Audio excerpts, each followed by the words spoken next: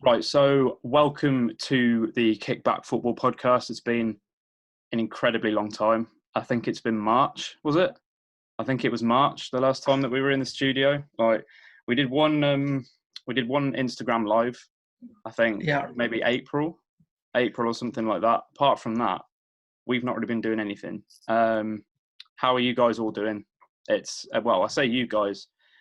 We got two familiar, one very familiar face, one slightly familiar one, and one guy who no one has ever seen on here before. So obviously we've got Lewis, who is back, obviously a regular. We've got Matt Bannister, who is a football writer, and we've also got Matt Stokes from Villa on Tour on YouTube as well. So you might have heard him, not seen him before, especially not on ours, but on his own YouTube probably. He has big following on YouTube, so we'll leave the links down below. Hopefully this will be going up on YouTube as well, but also to all of our normal channels across Spotify, Apple Podcasts, that kind of thing as well. Right, so just to get started, I'm going to go around everyone, and I'm just going to ask you to describe how your lockdown's been in 3 words. God. We'll go to Lewis first. How's your lockdown been overall? 3 words. First of all, I'd say that's 3 words already. First of all, 3 words. No, I'm joking. First, it would be a bit boring. Yeah, I can relate to that. Second would be different because it's kind of like a different lifestyle that you have to get used to. Oh God, third word. I'd say change as well. Yeah. Yeah. No, definitely. How about you, Matt? Is yours? I've seen you a few times, obviously, like recently, but how's it overall? How's it been? I'd agree with boring. Stressful when the football came back, especially for my team when we were chasing top 4. So at least that was something good. And then would say different, because obviously we've never done this before in my lifetime. So yeah, that's how I would describe lockdown. How about you, Max, as well? I'll use my 3 words by saying trying to keep busy. No, is that Tryna? You can have tryna. Yeah, Tryna. There you go. Yeah, that kind of works. It's not been great. I've just, especially when there was no football, like before June, etc., just going out for a walk every day, etc., trying to do that sort of thing. But I was doing when that, when the football came back, it seemed like there was football every single day. So as soon as that's really stressful, we're getting there. Hopefully, we're getting there. I think so. It seems like it. Did you like jump on the Bundesliga when that came back? I know everybody was very much into it. But after about the first week, it sort of just died, didn't it? Yeah, pretty much. I think most people kind of quickly realised that it was just Bayern were just going to win again. Yeah. But yeah, there are some exciting games there. What I've also done is I've launched a blog called TOB Football over lockdown. And I've got a podcast on there as well called Outside the Box. So there's one episode up where I talk to David Aston, who is a football analytics writer. So KickBack is going to be kind of a part of TOB Football now. And for that reason, I'm not quite sure where this is going to be posted, whether it's going to be on the normal KickBack, Spotify and Apple Podcasts, etc., or if it's going to be on the TOB one. But whichever one, I've just not figured it all out yet, but whichever one it is, the links will all be down below.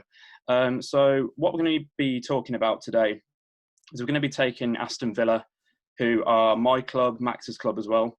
And basically we survived in the Premier League by 1 point, as you probably know, the final day of the season. Villa, Bournemouth and Watford. Any combination of 2 could have gone down.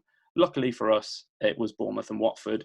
But what we're going to be doing is just taking a little look at how Villa can avoid the same situation or even worse next season. So I'm going to be looking at how we can maybe strengthen the squad, look at recruitment, tactics potentially on Dean Smith's on that aspect of things, but also looking at the new sporting director, potential incomings and outgoings as well at the club. So let us know what you think. As always, we always want some positive and negative feedback. hopefully more positive, but who knows? We'll take whatever comes to us. So, firstly, Max, considering you are, obviously the main part of a very big YouTube channel in terms of the Villa fan base, what's your kind of overall impression of the season? Is it overwhelmingly negative? Are there more positives than people think there are? What was your kind of overall take on 2019-20 return to the Premier League? I think overall, you've got to think at the start of the season, our aim was to survive. I don't think, obviously, we had the run in the Carabao Cup where we got to the final. People didn't expect that. It was kind of like a welcome break to the stress of the Premier League. But I think, look, at the start of the season, the majority of people were thinking, let's just survive, take 17th and then go into the summer, rebuild and hopefully just progress. I think we've done that. It wasn't as easy as a lot of people would have expected.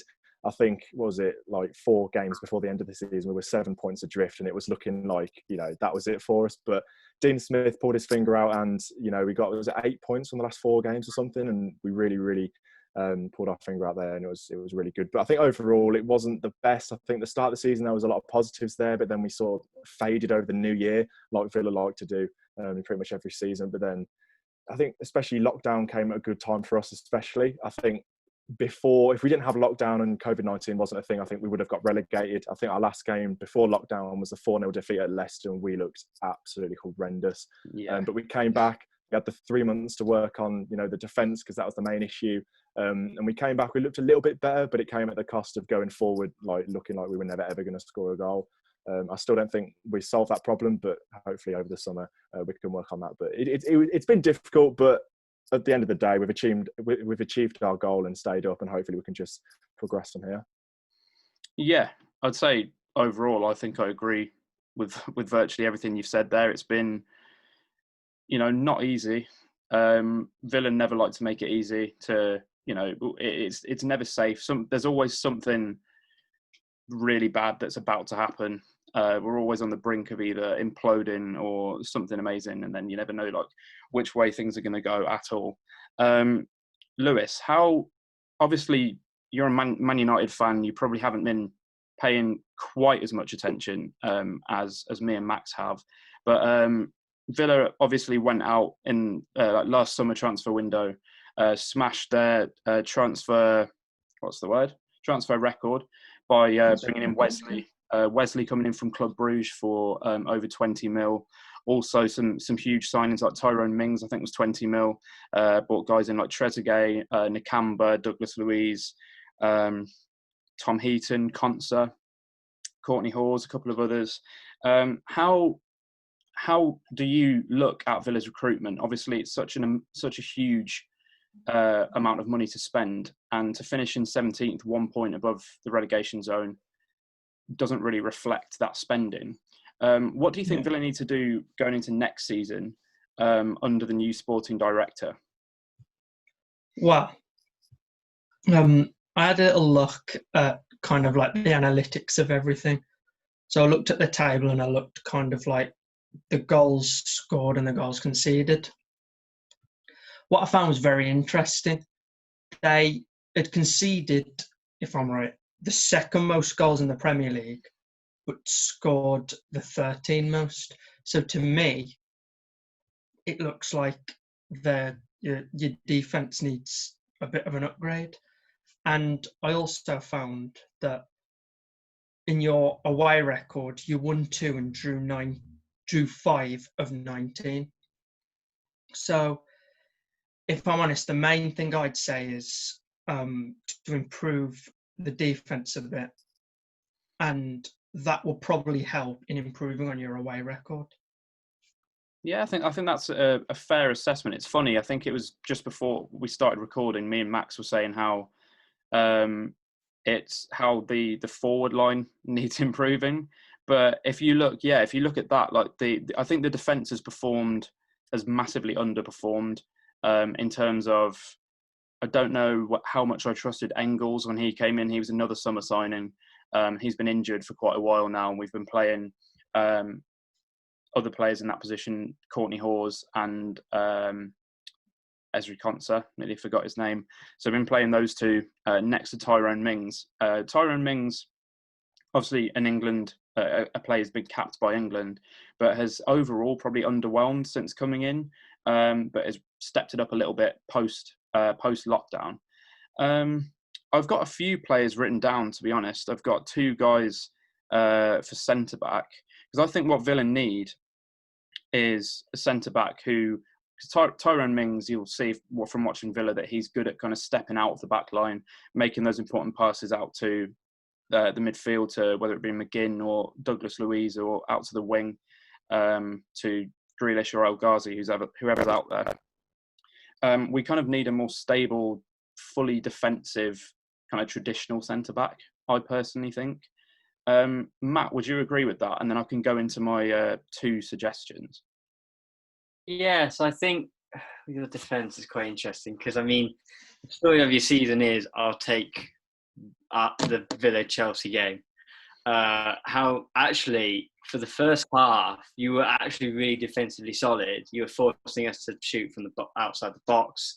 You weren't letting us pass around in the box. And then obviously you get the free kick and you score a goal. And then second half, you capitulate. So I think you definitely need someone alongside Mings that can sort of stabilise that and keep that momentum in both halves, because that's where you're sort of struggling, in that you keep the first half, you get that goal, and then I think what happens is you panic, and then you're thinking, oh, right, great, we've got the goal, now you just defend.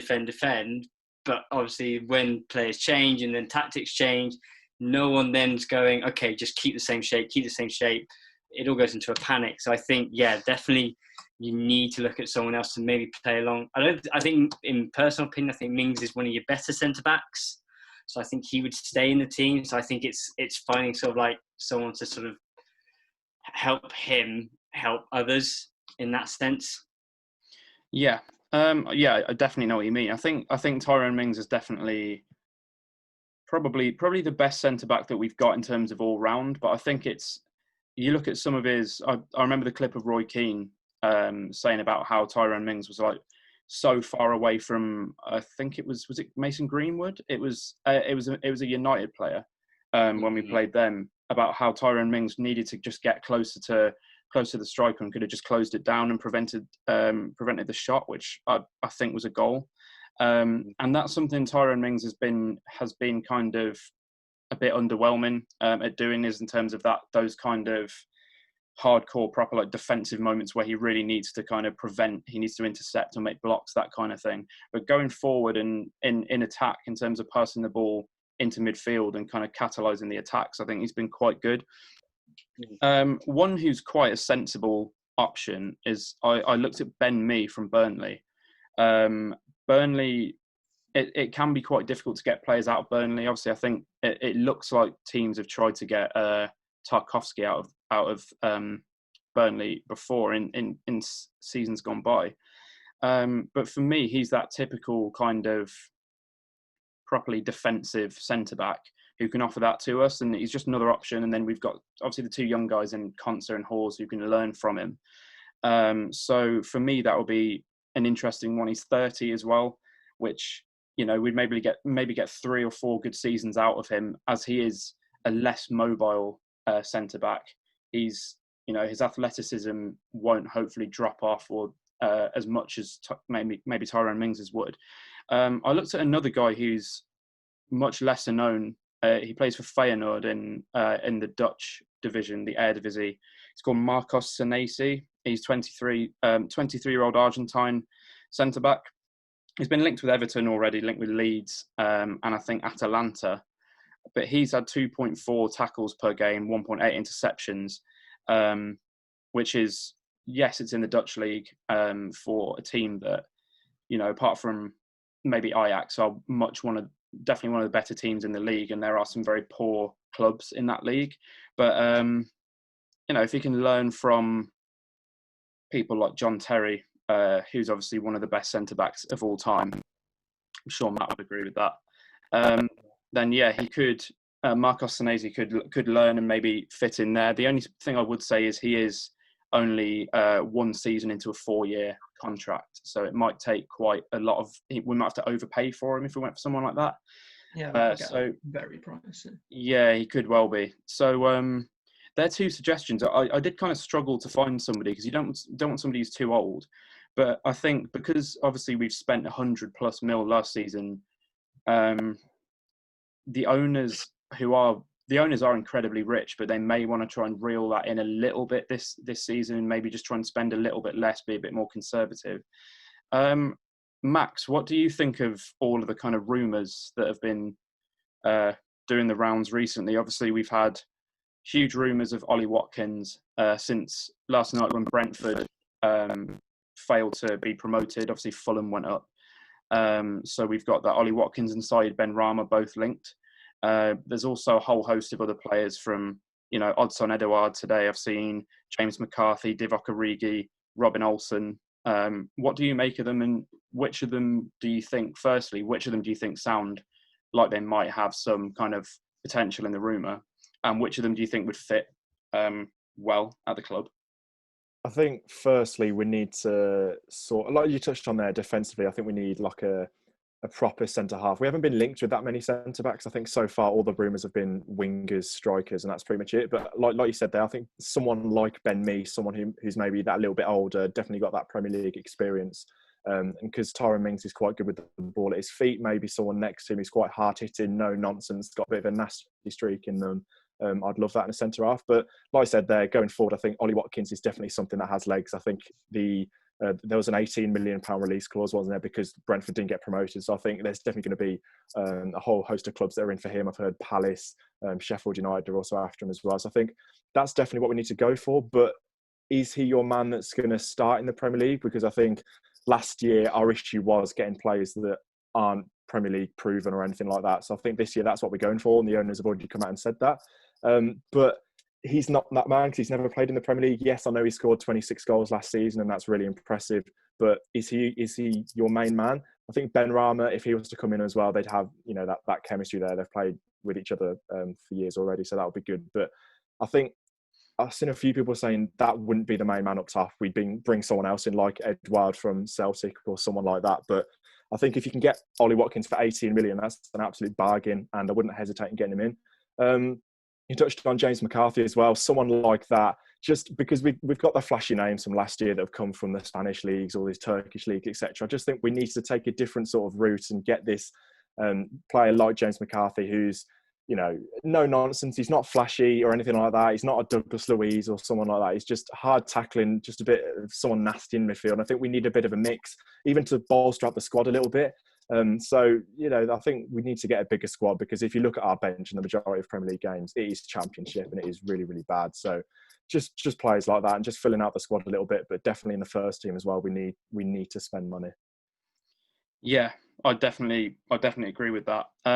It's a strange one because I've actually written down about like a striker. We need someone with Premier League experience, and then I've listed strikers, none of which have played in the Premier League. So I had Ollie Watkins there, and I had the if Brentford get promoted, it might be less likely. But now obviously they haven't. There is that 18 mil. So we think Odson Edouard, I think, would be somebody who he's obviously come through the academy at PSG. He's got experience with some great players and great coaches, and I think he strikes me as a player who could adapt quite well. But yeah, as you said, I think Ollie Watkins, if he is only 18 mil, because he has played slightly further back as like a number 10, he has played on the wing as well. He adds that versatility, and if we do need another kind of number 9 as well, he can also step into that role. Another player who fits a similar mould, I found a 26-year-old guy called Robin Quaison, who plays for Mainz in the Bundesliga. He's had his best goal-scoring season. I think he got 13 goals. 13 goals in 32 games. But obviously with people like McGinn and Grealish behind him, if we manage to keep hold of them, he might get even better. And this is a guy who has played as a left winger as well. And has kind of been converted into a full-on striker the season just gone. Mainz didn't have a good season, but he was kind of the standout player.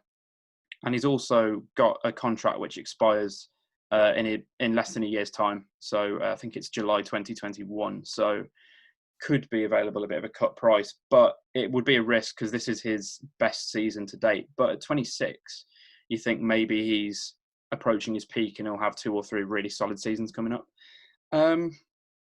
Matt, how much have you heard about Johan Lang? He's the new sporting director. He's replaced Suso or Jesus Garcia Pitacu, who left at the end of his contract, but I don't think the club wanted him to stay.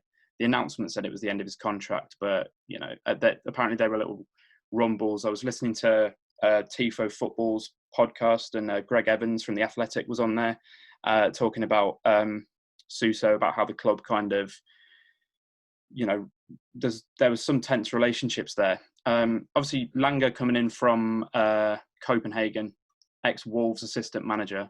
Do you know much about him? And do you know, if there's anything that we can expect, or whether it's kind of unclear going in? I don't know much about him, but what that says to me from Villa's point of view is that they're trying to change that image of, because there's been a few seasons where you've gone out and you've had the money and you've just splashed it out on player after player after player who's maybe unheard of and proven, as Max has said.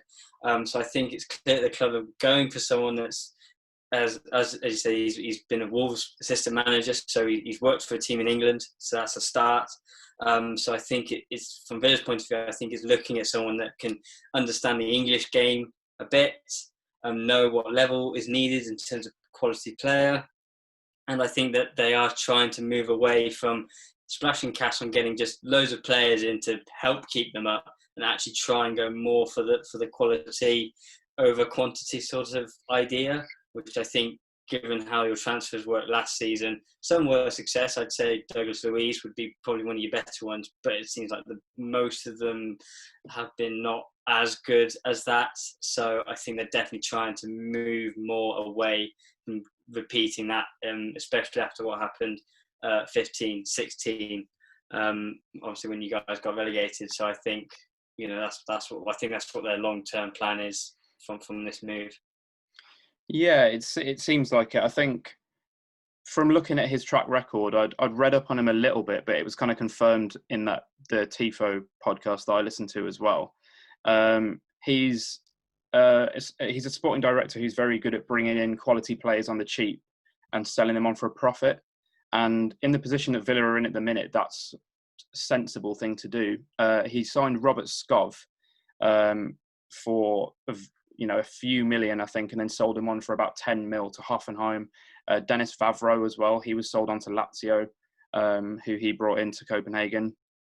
So he has that ability to kind of find these sort of diamonds in the rough, to kind of have a look at a few players who maybe aren't fancied by other Premier League sides, and bring them in because he knows that they're going to fit a Dean Smith system, rather than bringing in these kind of overpriced, flashier players. People like, I didn't understand the Wesley signing basically from the start, in terms of a guy who's scored, I think, 12 or 13 goals for Club Brugge, coming in for 20 plus mil. Seemed a little bit weird to me, but hopefully there'll be a little bit more kind of tactic. Some more tactics will go into the decision making there. Lewis, we've got obviously a few Villa players who were being touted for moves to so-called bigger clubs. Tyrone Mings being one of them. Obviously, Jack Grealish being the big one, and also John McGinn. Plus, there's also rumours that Douglas Luiz potentially could be back to Man City, because they put a buyback clause in his contract when Villa signed him. How important do you think it is that Villa keep hold of Mings, Grealish, McGinn, and Douglas Luiz? Do you think that it's basically all over for them if they all go? Hopefully they won't all go, but I think the main thing with Villa at the moment is they need to keep more their attacking players, because that seems to be what's working best. So if you can keep your attacking players, then you can focus more on upgrading your defence, and then that's kind of another problem avoided. Yeah, I think it's a strange one, because I've heard people say before, like tactical kind of football writers, or people like who've been in those sporting director roles, that kind of thing, always tend to say that you should try and strengthen your weak areas rather than, upgrading the areas that are already strong to being even stronger. So essentially, even if you've got players who are very weak, you want to build them up to the level of the rest of the squad rather than just ramping up one area of the squad. So I think it's important that we keep. I think we should probably be trying to keep hold of most of the players that we signed. I've not been massively impressed by Samatta.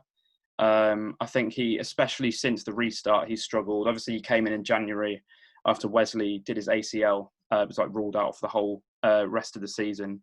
And obviously, Borja Baston is potentially the most useless signing. Luckily, we didn't pay anything for him, but that was a complete waste of time. But yeah, I mean, I think it's very important that we go into next season. I think Johan Lang is going to be kind of collaborating on these decisions with Dean Smith, and they're going to kind of be consulting each other. That's what I kind of get from it. And it's obviously important that guys like Christian Perslow, who's the CEO, and the owners as well, kind of back these guys fully now. I think Suso made some really poor decisions, so hopefully that kind of thing won't happen. Do you guys think that, I don't mind who answers this, obviously this could be chaos because we don't really know who's going to start speaking, but do you think Villa should have stayed up? I mean, obviously there's the whole thing about the goal with Sheffield United. But actually I was listening to, it was on TalkSport, I think it was with the Crystal Palace chairman, and he said how every Premier League club, because I think roughly at the time as well, Bournemouth were considering legal action, which has seemed to have faded off. And he was saying about how the Premier League clubs have to sign, I think it's like some contract or document saying you have to accept that mistakes happen. Admittedly, it was with technology, which somehow you'd think it can't happen. And, you know, goal line technology has been always so accurate, you know, with John Stones' like clearance off the line and everything like that. So it's just weird that it was goal line technology. But then people were questioning, well, why didn't VAR step in, which is just a whole it is in itself. In terms of actual, I think as Max said, I think the lockdown helped Villa. I think, you know, in terms of it allowed them to regroup and sort of get their act together a bit. And I think actually in the end of it, I mean, when you look at the other teams that went down, Watford, Bournemouth, obviously Norwich were already down by that point. I think they were probably, this is going to be harsh to say, probably the best of the worst. I think it's the fairest way to describe it, in my opinion. That's fair. I think at times Jack Grealish, for example, was trying his hardest to make it work, and sometimes it was working, at other times it wasn't at points of the season. So I think, unlike Watford and Bournemouth, who didn't really have those sorts of players, or if they did, like Solanke just came to life within the last 3 games of the season. Had he been more alive earlier on, it could have been a different story for them. So I think at least you've had a player that's been throughout the season consistent enough to help carry the team. I doubt he'll stay, in my opinion. So I think you'll find, I think Mings and Douglas Luiz will stay. Personally, I can't see City wanted to sign Douglas Luiz back this season. I don't know how long that clause is in there for. Yeah, I'm not too sure. I'm not too sure if it's just the 1 season or. Yeah, I think Luiz and Mings are fine. I think they'll stay. Grealish is going to be the one you're going to struggle to let go, especially how he's been with you for so long now in the Championship 2 seasons. Now, first season in the Prem, I think, in my opinion, he's kind of earned his transfer to a bigger side, given how he has been in your darker days. I think that's fair. I think I think the majority of Villa fans would agree that if he was to move, he does deserve it. He's at that age now where he's not, you can't classify him as like a prospect anymore or like one for the future. He's getting obviously towards his peak potentially in the next 2 or 3 years. So this is kind of the perfect time for a top.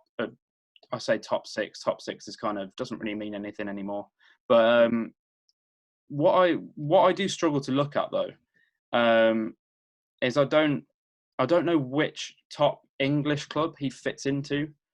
especially now United, obviously, Pogba seems to be on his way back to kind of being something like his best. Bruno Fernandes has obviously come and transformed the whole midfield. At Chelsea, have obviously got Ziyech and Werner in, but also Pulisic, Mount, other players, Hudson-Odoi, you could say as well. They've just got a lot of players in the attacking midfield, wing, and up front. Man City, I don't think are going to look at him. Liverpool won't look at him. Spurs, I don't think Spurs are going to have the money. From what it sounds like, Spurs don't have too much to spend. I just don't see where he goes. Matt, where can you see him going, like, personally? Well, obviously, as well as Man United, for example, they're looking at Sancho, but the reports are so mixed. I saw last night they were close to pulling out of that deal because of the finances involved. I think Jack would fit at United, I think he'd be a good backup to Martial playing on the left. I think that's where Martial plays. But I think as well, if Bruno Fernandes did get injured, for example, or Pogba even, then Jack can come in as well as a bit of a backup. But I think Man United would, of all clubs, be his most likely destination. I know we're looking at like Kai Havertz, and that deal looks to be coming through reportedly. So I doubt that he would come to us. Spurs he could fit at as well, because we're seeing less of Dele Alli. For some reason, he's fallen out of favour there. So I mean, if they did have the finances, I could see them trying to pull something. I think I remember a few seasons ago they tried to. For 20 million or 25. I think he was actually, some people kind of close to Villa seem to think that he was like on the brink of going to Spurs. I've heard that from a couple of people, but I think if Spurs have the finances, obviously it's looking like they might be losing Ndombele already, because Mourinho, something's happened between Mourinho and Ndombele, and he potentially might be on his way. So if that frees up a few, I don't know, maybe 50, 60 mil, something like that, then maybe they can look at Grealish, and then, he could kind of alternate with Dele Alli. And then if Kane gets injured, which seems likely most seasons, and Son needs to move up front, Grealish can maybe go onto the left. I think we've kind of covered a lot. Max, is there anything else that you think is like important to say, just about Villa, about potentially next season and what Villa fans can expect? Yeah, I think looking ahead to next season, I think a lot of people are thinking, right, we stayed up, we're going to be fine next season. I don't think that's the case. I think we're still going to be close to relegation. Like, I think 15th, 16th is what will happen next season. I think if we could be safe by March or something like that, that would be a lot more comfortable for us. But I think touching on Grealish, I personally think he'll stay. It's a bit of a controversial one, but I think it's in our hands. I think it's in the owner's hands, which I like. I think they've set the 80 million price tag on him, and they're not budging from that, which I like, because you look in the past with our previous owners, they would have just said, look, we're a selling club. Who wants him?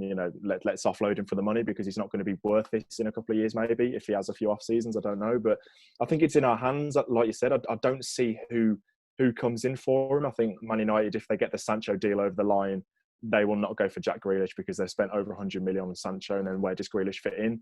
I don't see that happening. Man City, I think their quality is too good. I don't see Jack going there. Liverpool, like you said, don't see that happening. Arsenal don't have the money. I don't think Tottenham have the money either. So I don't think he's going to go abroad. So I think it's in our hands 100%. I think I forgot to mention it's looking good. If we can keep him, it'll be good.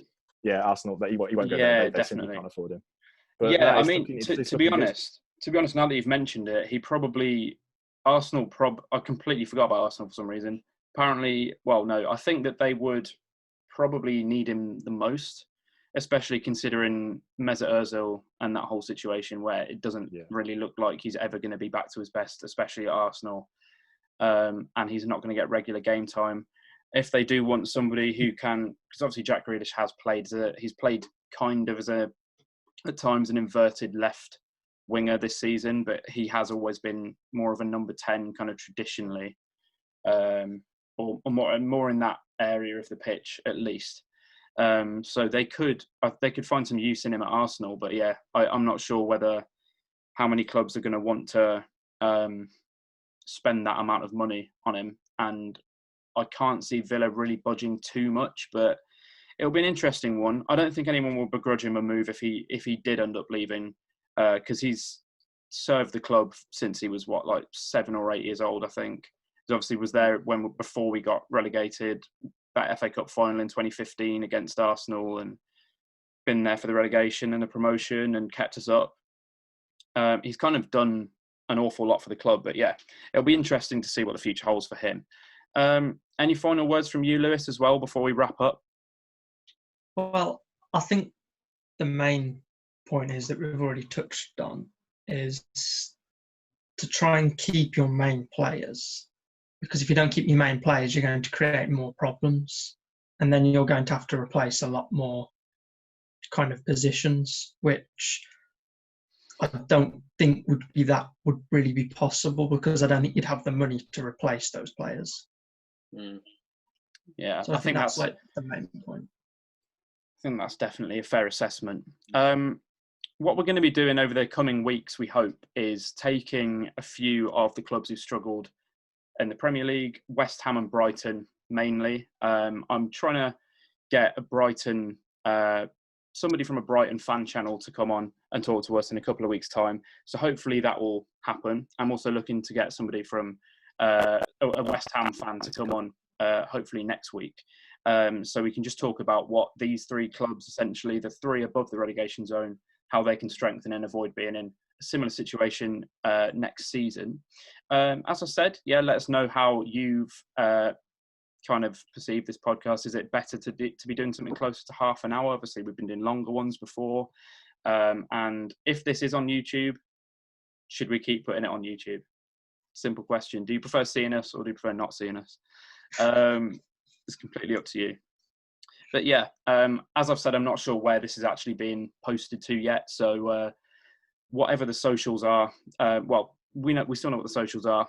You can find us KickBack Football Podcast, I think, still on KickBack_podcast on Twitter. The TOB Football Twitter is TOB_football. And all the other socials are going to be down in the description on YouTube if we're there, and on all the other places where we upload. So cheers everyone for coming along, talking about Villa. It's been nice to talk about a club that I know the most about, essentially, and not having to do quite as much research. I've still got a stupid amount of notes like I always do, but yeah, it's just you though, isn't it? That is just me. I've got to overcompensate, I guess. I don't know what for. So yeah, definitely. So cheers for coming along, and thanks for listening. We'll see you soon.